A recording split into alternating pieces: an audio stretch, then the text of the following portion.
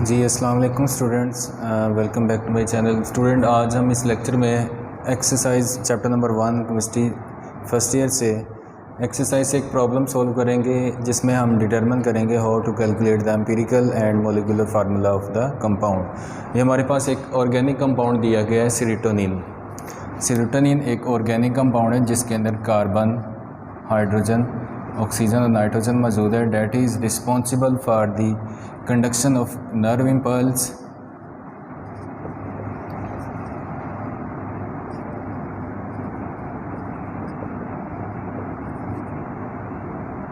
conduction of nerve impulse to brain and muscle. ठीक है, muscle और ब्रेन तक जो है वो नर्व इम्पल्स की कंडक्शन का रिस्पॉन्सिबल होता है। ये लिविंग सिस्टम के अंदर जो ऑर्गेनिक कंपाउंड पाया जाता है। ठीक है, तो क्वेश्चन ये है कि हमारे पास क्वेश्चन है कि इसका मॉलिक्यूलर मास जो है वो दिया गया है, उसका मास जो है 176 दिया गया है हमारे पास। उसने कहा है कि इस कंपाउंड के अंदर जो है वो 68.2% जो है वो कार्बन मौजूद है, जबकि 6.86% जो है वो हाइड्रोजन है। इसके साथ 15.09 जो है परसेंट नाइट्रोजन है और 9.08% जो है इसमें ऑक्सीजन है। And calculate what is the molecular formula of serotonin. यानी सेरोटोनिन का आपने मॉलिक्यूलर मास तो दिया है, फार्मूला मालूम करना है। तो मॉलिक्यूलर फार्मूला मालूम करने के लिए आपको एम्पिरिकल फार्मूला जानना ज़रूरी होगा। तो एम्पिरिकल फार्मूला निकालने के लिए हम 4 स्टेप परफॉर्म करते हैं। सबसे पहले एलिमेंट की जो है वो परसेंटेज फाइंड करते हैं जो हमें दी गई है। उसके बाद नंबर ऑफ़ मोल फाइंड करेंगे, मोलर रेशियो निकालेंगे और एम्पिरिकल फार्मूला मालूम करेंगे। तो इसको हम डिवाइड कर लेते हैं कि हमारे पास 4 एलिमेंट हैं, कार्बन है, हाइड्रोजन है, नाइट्रोजन है और ऑक्सीजन है। ठीक है, ये 4 एलिमेंट हो गए और इसी तरह इनकी परसेंटेज जो हमें दी गई है एलिमेंट की वो यहाँ पे लिखते हैं। कार्बन की कितनी है, 68.2% है। इसी तरह हाइड्रोजन की है 6.86% है। यहाँ पे मैं परसेंटेज अब दोबारा नहीं लिखूँगा, ऊपर मेंशन कर दिया एक ही बार कि परसेंटेज है। इसी तरह नाइट्रोजन की जो है वो 15.09 है और ऑक्सीजन की जो है वो 9.08 है। ठीक है, परसेंटेज इसी तरह है। ठीक है, तो अब जो है सेकंड स्टेप के अंदर ठीक हो गया। ये फर्स्ट स्टेप था फार्मूले का कि परसेंटेज एलिमेंट निकालनी होती है, लेकिन हमने यहाँ पे निकालने की ज़रूरत नहीं है क्योंकि दी गई है, वरना अगर ये ना दी होती तो हमने पहले स्टेप में इसको फाइंड आउट करना था। ठीक है, सेकंड स्टेप होता है कि इसके नंबर ऑफ़ मोल जो है वो फाइंड करने होते हैं, नंबर ऑफ़ मोल।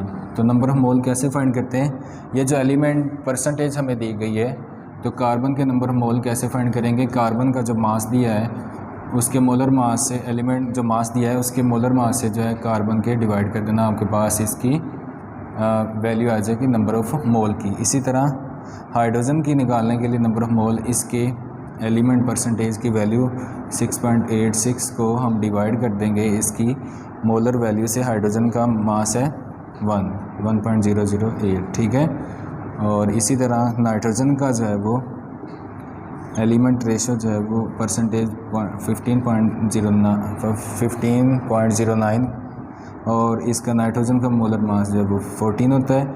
इसी तरह ऑक्सीजन के लिए नंबर ऑफ़ मोल निकालने के लिए इसकी परसेंटेज को डिवाइड कर देंगे इसी के मोलर मास से। ऑक्सीजन का होता है 16।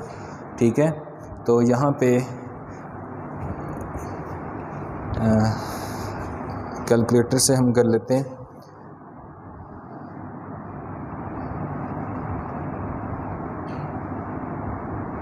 सबसे पहले 68.2 डिवाइड 12, ठीक है, 5.68। ठीक है, इसके साथ जो है वो इसके साथ हम लिखेंगे 6.86 डिवाइड 1.008, आंसर आ गया 6.8। इसके बाद 15.09 9 डिवाइड करेंगे 14 से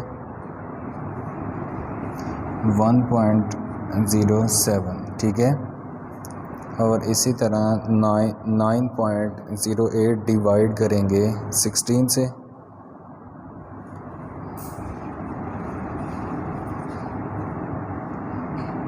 0.5675, ठीक है। तो ये इनकी मोलर जो है वो रेशियो की वैल्यू आई है। बुक के ऊपर आपका आंसर जो है वो तकरीबन यहाँ पे 2 डेसिमल, अगर तो डिजिट की वैल्यू 5 से ऊपर है तो कम से कम 2 होगा, फिर यहाँ पे इतनी वैल्यू दी है, ठीक है। यानी डेसिमल पॉइंट के बाद 2 डिजिट दिए हुए हैं। तो ये जो इनकी हमने निकाली है नंबर ऑफ़ मोल फाइंड किए हैं। अब थर्ड स्टेप है इसमें मोलर यानी एटॉमिक रेशियो फाइंड करनी होती है। एटॉमिक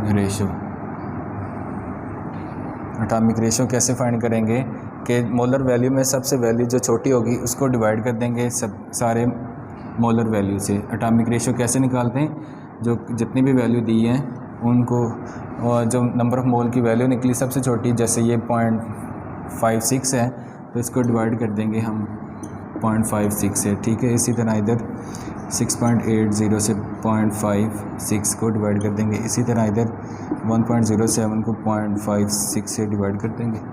इसी तरह यहाँ पे 0.56 को डिवाइड कर देंगे 0.56 से, ठीक है। तो अब इसके आंसर भी हमें यहाँ पे मिलेंगे। यहाँ पे मैं लिख देता हूँ आंसर, यहाँ पे 5.6,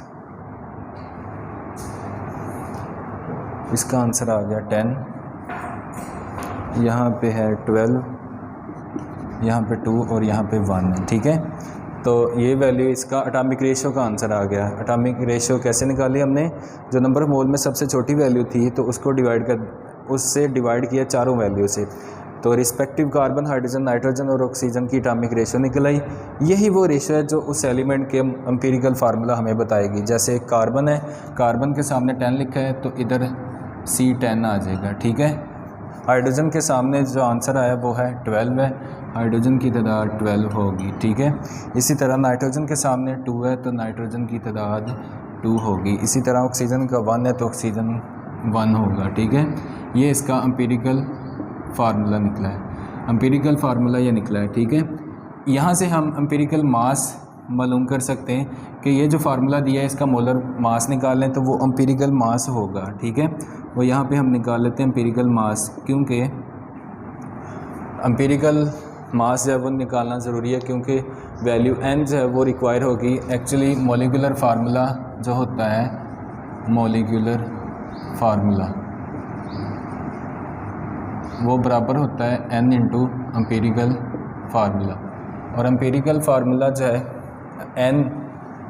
एम्पिरिकल फार्मूला तो निकला है, n की तादाद नहीं मालूम। n जो है वो निकलता है, n इज़ इक्वल होता है, तो ये जो molecular formula over empirical formula, molecular mass over empirical mass, ठीक है।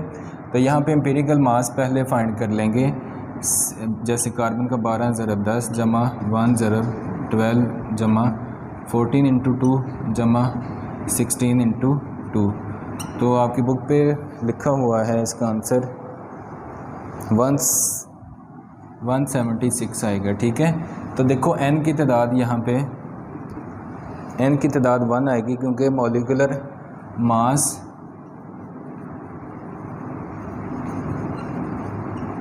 ओवर एम्पिरिकल मास, इसका आंसर जो है वो 1 निकलता है, क्योंकि मॉलिक्यूलर मास भी 176 है, 176 है, और एम्पिरिकल मास भी 176 है, तो आंसर इसका आ गया 1। यानी यहाँ मॉलिक्यूलर फार्मूला निकालना जो है, n की वैल्यू हमारे पास 1 आ गई, तो एम्पिरिकल फार्मूला जो है वो हमने ड्राइव किया हुआ ये वाली वैल्यू, तो ये यहाँ पे हमने पुट करनी है C10H12 और N2 और O। यहाँ पे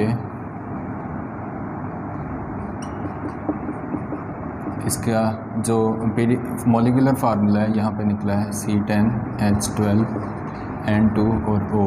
इसका मतलब ये हुआ कि जो इसका एम्पिरिकल फार्मूला था वही इसका मॉलिक्यूलर फार्मूला निकला है। ठीक है, बहुत सारे ऐसे कंपाउंड होते हैं जिसमें एम्पिरिकल फार्मूला और मॉलिक्यूलर फार्मूला जो है वो सेम होता है।